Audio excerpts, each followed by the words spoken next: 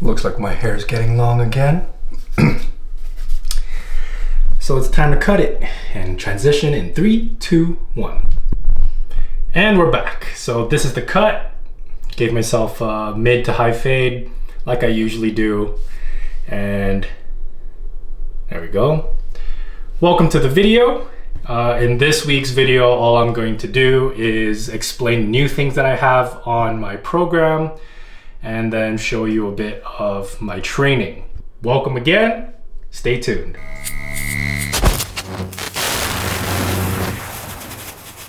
So I'm now starting my third mesocycle. This is week 9, and this for the next 3 weeks, I'll be in my next mesocycle. So all the exercises will be the same, but of course the volume and the reps and the weights will be different each week. So the main exercises that I have on Monday, Tuesday, Thursday, and Fridays when I do work out are still the same. On Mondays, I still have competition squat and then competition pause bench. But of course, because of my shoulder injury, I am currently not doing the full weight and rep scheme for bench.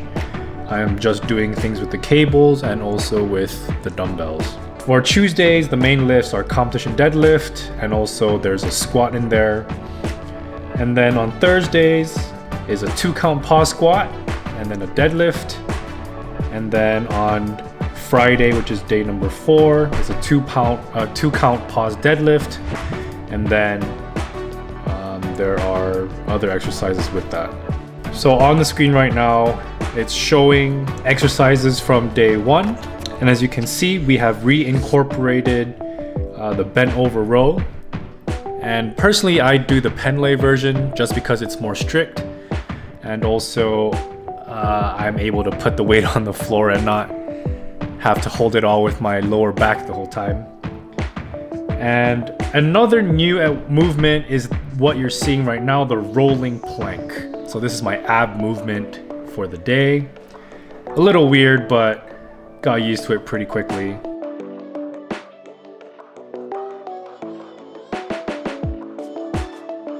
Then for day 2, it's competition deadlift and then competition squat.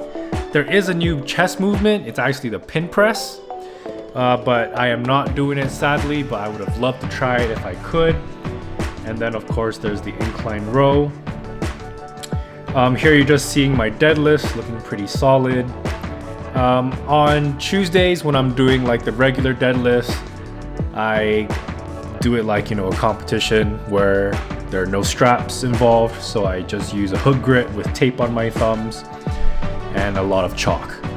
But then when it comes to Fridays when I'm doing the 2-count pause deadlifts, then I decide to use straps. 1, because I'm pausing and I don't want my thumbs to fall off, and 2, because the weight is heavier when I'm doing my pause.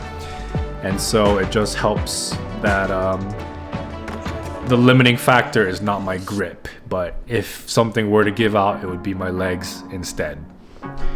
And then here now you're seeing my competition squats.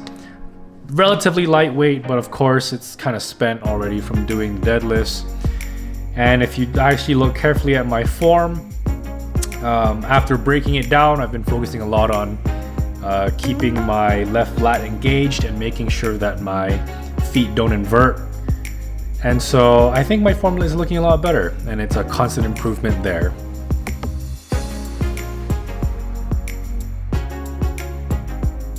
Moving on to day 3. Seems like I forgot all about my form already. My left lat's not as engaged anymore. Anyway, so this is the 2-count pause squats. And then afterwards there's the competition pause bench. And then the new bench movement, new bench movement is close grip bench press, which I'm also not doing. But I am adding another chest movement just to get more reps and more practice in, so that I'm learning how to activate my left lat in any press movement. And then there's also the incline row. For me, I just do a regular seated cable row.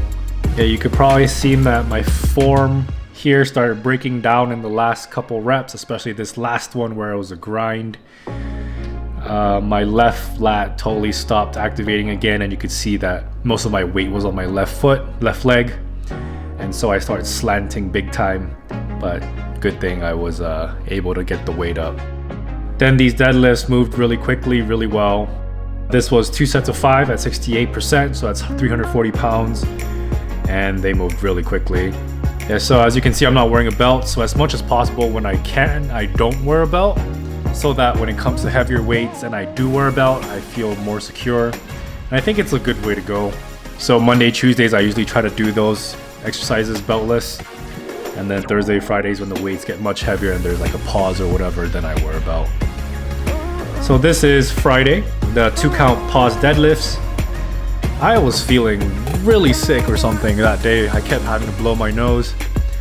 And also, every single exercise that I did that day, I felt like puking no matter what it was, including like the 1-arm dumbbell rows. So here is the 2-count pause deadlift. And then there's also the barbell overhead press, which I am not doing. And then there's also the bench with mini bands. This one I actually tried and I actually liked it because the constant tension helped me with my securing of my lats in place, and it actually didn't hurt my shoulders too much. The last one was 1-arm dumbbell rows, which is the same, and we're keeping that exercise. So in a moment here, you're gonna see me do the bench press with mini bands. And I've gotta say, if you check out my form, it actually looks much better.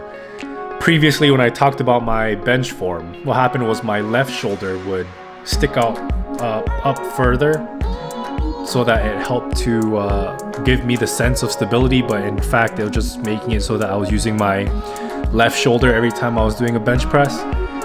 But if you see here, when I do my movement, you can see that it's a little more even now. You don't see my left side pushing up as much, and the bar is relatively parallel to the floor. Like my first rep was a little wobbly, but after that everything seemed much better.